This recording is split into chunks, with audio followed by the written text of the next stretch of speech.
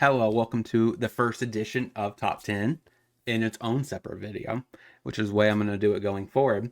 Now, let's kick this right out of the gate with a card that is super adorable. I love it. It is so adorable way that one bear is about ready to bop the other one. It's kind of like how cats play. So it's also quite a decent card, right? So each player destroys all artifacts and enchantments. Not a bad effect, right? And then whoever does gets a 2/2 bear. Love it. So let's get into the top 10. Hello, it's your host KebbieG. Don't forget to subscribe, hit that like button, also the bell notifications. Don't forget to check out the sweet stuff that's down in the description down below. Number 10 on our list is a card that I'm high on, and I think other people are not. Autonomous Assembler. 5 mana 4/5 that has vigilance, which is very actually important these days because of Wandering Emperor being around. And you pay a single generic and tap it, put a counter on an assembly worker. So I like the way that it scales. It's a 2 mana 2/2 with vigilance, which is kind of, a norm for a lot of the 2-drops these days. And the fact that it could pump itself up each turn after it attacks is kind of cool. Or even actually you can attack, then pump it before combat's done. And I really like him overall. I think he's pretty sweet. I'm definitely going to try him in a mono white artifact based deck, with automaton and everything else. So it's going to be very artifact based. Also in modern, I might want to try this with Temper Steel. Oh, that would be great. So that is number 10 on our list. Number 9. It's brand new to Pioneer. I don't know if it's actually going to see a lot of play. The only deck I'm really excited about trying this in is Possibility Storm. So expect that to come back on the polls again this season. Which I believe a lot of the people on my Discord really like that video. So in the fact that we also played it through a league and it had a lot of, we're going to revisit it. I think this could be a good card for that deck. Because you get to discard, if you have Possibility Storm, you can discard the Professor and go grab Lovestruck Beast so you can combo off. I love the fact that it helps you through the Possibility Storm on the table. Otherwise, I'm not exactly sure where Fawn and Shaman fits in. It hasn't really seen a lot of play in Modern, but this effect could be decent in Pioneer. We'll see how it actually pans out. Number 8 on our list is Gixian Puppeteer. Now, where I'm excited about this card, it's a combo card. We have 2 3-drop that come in and clone something. So you could technically sack this, return the 3-drop if you have one of these in the yard and one on the battlefield. You loop them, and you might be able to get away with, having a sweet combo finish. The next few cards are going to be combo related, so keep that in mind. Let's get into number 7. Gwynia Eyes of Gaia. Now this card is a combo piece potentially.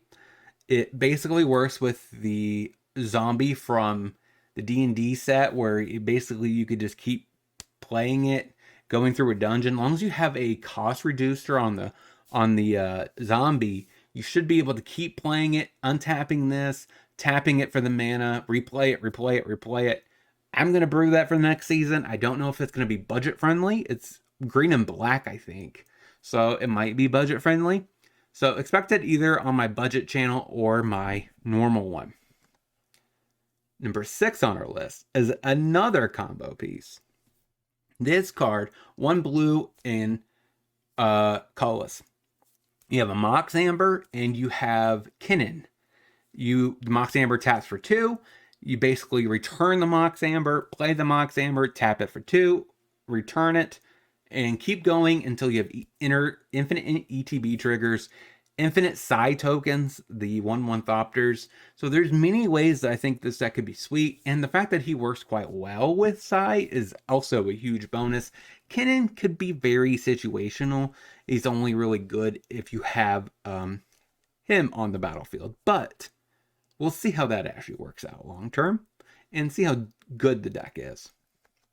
Number 5 on our list is a card that came out and spoiled the beginning of the season, and I think a lot of people have kind of shrugged him off. He does take a lot of devotion and, mana sinking, but mana sinking is not necessarily a bad thing. And keep in mind that all of his abilities did not stay at sorcery speed. So I think this is great in a tempo shell where you could potentially either pump this up or the spirit. Eventually you start drawing cards and deal a lot of damage. I like about him is he becomes a 5/4 that can't be blocked, which is a very fast clock long term. So I like this card a lot for a tempo style shell. Number 4 on our list is Ashnod. This is one of the cards I think a lot of people have kind of rubbed off. And I did too at first, but then I started reading the card a little bit more. And honestly, I think the first clause is actually pretty relevant, right? So if you play this on turn 1, turn 2, you play another threat, and you attack with this, you sack that, you basically ramp with a Power Stone. So I kind of like it if you can somehow take advantage. It's not for every type of shell, right?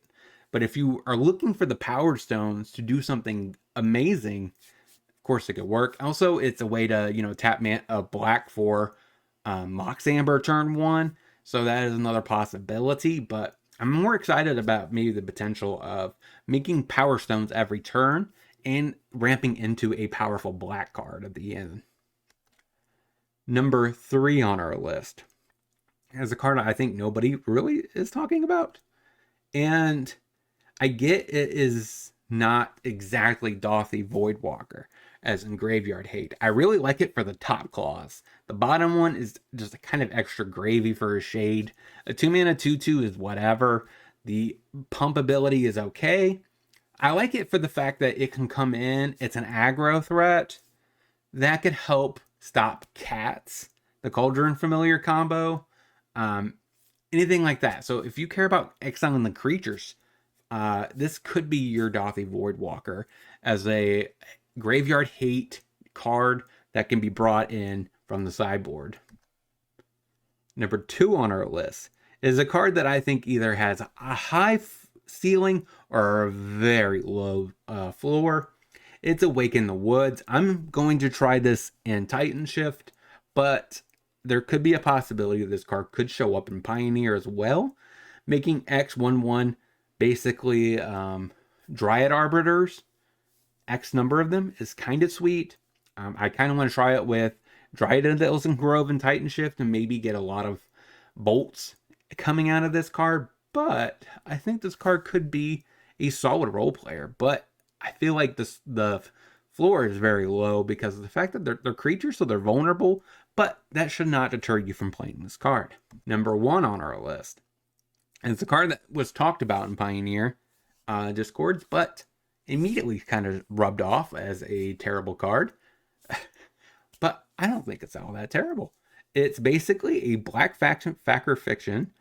And if you care about graveyard synergies, this could be the good card, right? So if you care about reanimation, this might be the card that has been looking for, right? So you look at the top 3. What you want to do strategically is reveal sometimes the better hand, right? Because they're going to pick the face down ones. So hopefully you could divide it up where the face down one has the reanimation spell and the creature that you want to reanimate is in the other 3. So I really kind of like the fact that this card could work quite well in a reanimation strategy. And whole else fails. It's instant speed, which is a huge plus for the card. And this type of effect has not really been in black. So I'm super excited. I don't know how much this is going to cost. So I don't know if I'm going to make this into a budget list or into some sort of other list in Pioneer. But I like this card for Pioneer overall.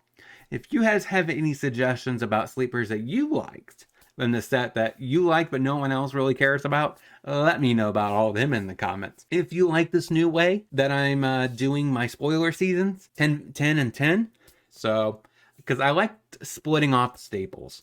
I think talking about the uncommons and commons that are just globally good for the formats is a good thing to talk about on its own. So let me know about all that. So until next time. Hope you guys have a great rest of your day.